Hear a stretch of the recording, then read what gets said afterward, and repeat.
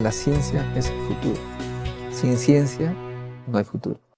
De jóvenes que tienen, en mi caso yo ingresé de 15 años, de 16 en realidad, para ser exactos, eh, me hice de amigos y gente que venían de todas las partes del Perú, que venían, Jaime Rivera venía pues de Arequipa, ¿no es cierto? El otro compañero venía de Piura, ¿no es cierto? El otro venía de Iquitos, mentes que venían de Ancas, de regiones, que cosa que yo no conocía tanto como era normal conocer a ese tiempo, a esa edad. Pero también gente que tenía habilidades extraordinarias, por ejemplo, para rápidamente captar, ¿no?, las esencias de los problemas y resolverlos con brillo y con talento. Esa síntesis y esos múltiples intereses, ya esta vez de peruanos jóvenes que tienen que construir una nación, es una muy valiosa experiencia que yo también recordaré mucho. Hemos tenido inclusive gente que y rápidamente entró en la militancia política. De mi promoción había, te acordarás seguramente, como muchos de la UNI, hay una película, avisa a los compañeros, que narra la trayectoria de uno de mi compañero de promoción, Tamayo, que estuvo en la aventura de querer expropiar un banco para con esos recursos hacer una revolución. ¿Tamayo es de Nada tu más, promoción? de mi Augusto. promoción, claro. Y Tamayo a veces no podía salir de la uni porque ya lo habían parqueado y entonces paraba ahí entre la casa estudiante y los salones diversos haciendo, eludiendo eventuales persecuciones. Entonces teníamos gente que estaba también trabajando el proyecto foquista.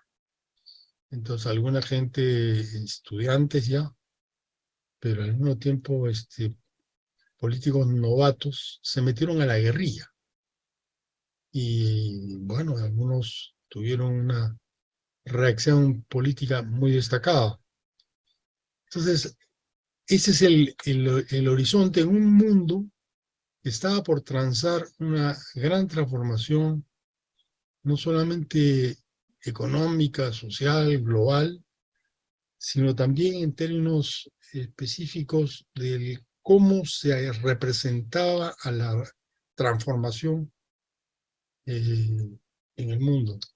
Me acuerdo un debate que tuve en la Facultad de Arquitectura sobre el tema de Checoslovaquia. Cuando Checoslovaquia decide tomar una forma socialista propia, autogestionaria, digamos, que modifica las articulaciones internas del partido de gobierno y crea condiciones de la liberalización política por izquierdas. Desafortunadamente eso no era posible. Entraron los tanques, pero no los tanques que venían del lado incorrecto, sino los tanques correctos. Y recuerdo la imagen de Jean Palat enfrentándose a esta drástica intervención de disolver el partido de LUP, que era el partido de las nuevas posibilidades de abrir una síntesis entre el cambio social y estas formas de expresión política. Ahora, lo que más me gustó de ese periodo fue el aprendizaje de la representación. Yo fui elegido delegado de salón, Eso sucedió ya el año 68, ¿no? Los 64, tanques, 60, los los tanques sí fue tanques, 68, sí, de la, Checoslovaquia, que abrieron pues el fin de la primera el fin de la primavera de Praga. la primavera de Praga, efectivamente. Sí. Dubček, Alexander Dubček, era el secretario general del partido, y se buscó un camino que le era propio, pero que les pareció impropio a los agarotes del sistema. Y fue una polémica porque traté de explicar este fenómeno y en gran parte fui incomprendido porque había unos sectores todavía anclados en una visión tradicional de la izquierda y que creían que el rigor marxista-leninista era el que podía o debía gobernar los países. Recuerdo esa Ahora, polémica pero, porque pero había pues en esa época estudiantes bien politizados, pero que siempre hacían referencia, ¿no? En sus discursos decía, como dijo tal persona, como dijo esto, aparentemente no había nada creativo, sino referencias a los líderes antiguos. anclajes, ¿no es cierto? ¿Ya? Estaban anclados en un cierto tomo del Capital. Entonces, había esas incomprendidas comprensiones de las cosas. Luego la historia haría su trabajo. Pero en ese periodo me interesó muchísimo la representación. Yo era delegado estudiantil, delegado de mi salón primero, y luego delegado al tercio estudiantil elegido, y luego presidente del centro de estudiantes, también vicepresidente antes, presidente después del centro de estudiantes de la facultad. Después fui a la asamblea universitaria como delegado de la facultad, como delegado estudiantil. Estuve en el consejo ejecutivo de la universidad y entendí la ciencia del cogobierno. Me pareció una cosa muy importante entre el 63 y el 68. Había elecciones, uno no era dirigente porque lo designaban a dedos, sino porque tenía que ganársela con elecciones en todos los ámbitos de la universidad.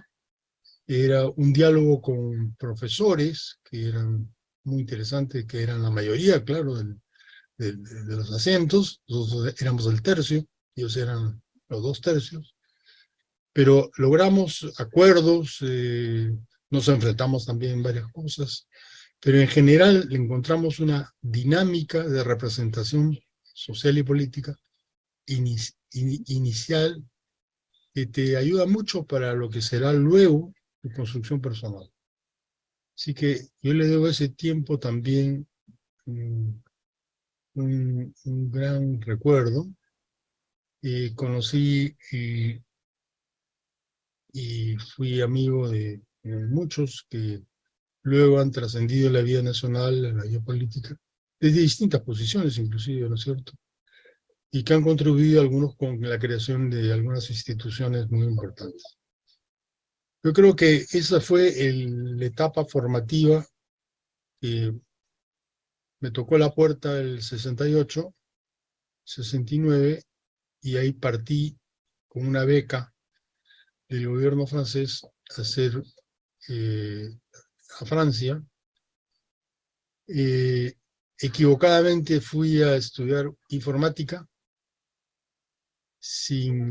Llegué a la primera clase y vi un profesor que hacía acrobacias con derivadas integrales en unas largas pizarras en la escuela nuevecita, recién inaugurada en Grenoble, que era para ellos la expresión, la más alta modernidad de la enseñanza francesa. Después de estar 2, 3, 4 clases, dije, la informática es muy importante, pero yo lo que he venido a estudiar es otra cosa. Así que conversé con otros profesores, me llevaron a hacer modelos económicos, me gustó, me interesó y me fui por ahí. La ciencia es el futuro. Sin ciencia no hay futuro.